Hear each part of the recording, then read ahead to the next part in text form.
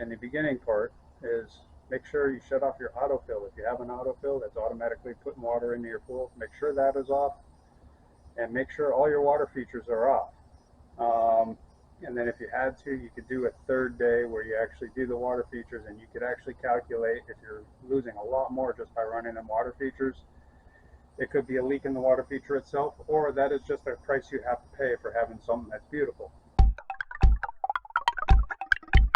Now we got to make sure that we are actually having a leak and not experiencing evaporation. Anyone that says that there's a rule of thumb of a quarter-inch a day is totally wrong. There's so many things that contribute to evaporation. The infamous bucket test, tried and true measure of whether or not you have a leak in the pool, is going to differentiate that. All you need is a bucket, any kind of bucket. You just want to make sure you can get the water in it, set it on the top step, and you have a place to mark it on the top. And you want to have a little more water in the bucket than the water level in the pool. Some people try to make the water level the same. It really doesn't matter. All you're doing is marking levels, and we'll show you that now.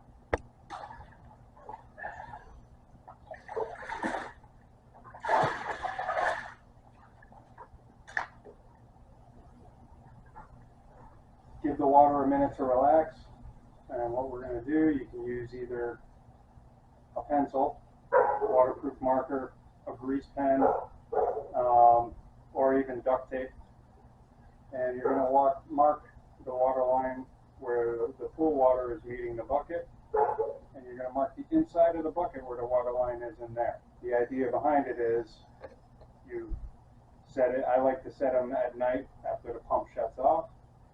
Set it at night, mark both levels, let the pump turn on next day, check at the same time the next day, 24 hours later, record your difference. You're probably going to have a little bit of loss on both sides.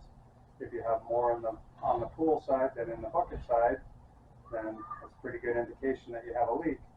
After that, you want to shut the breaker off to the pump, and then the next day you want to let the pump not run at all.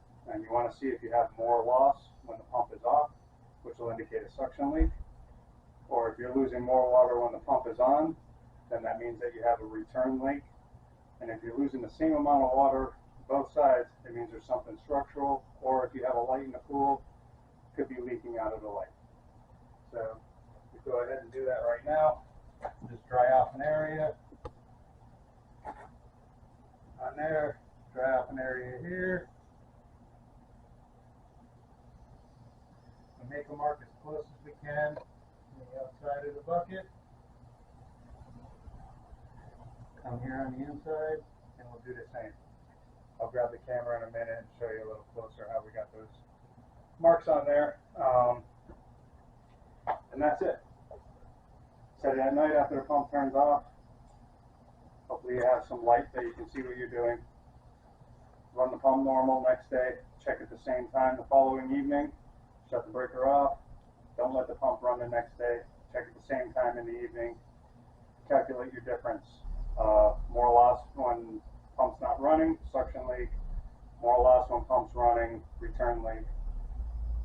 Same amount of loss no matter what, some kind of structural issue or leak in the light.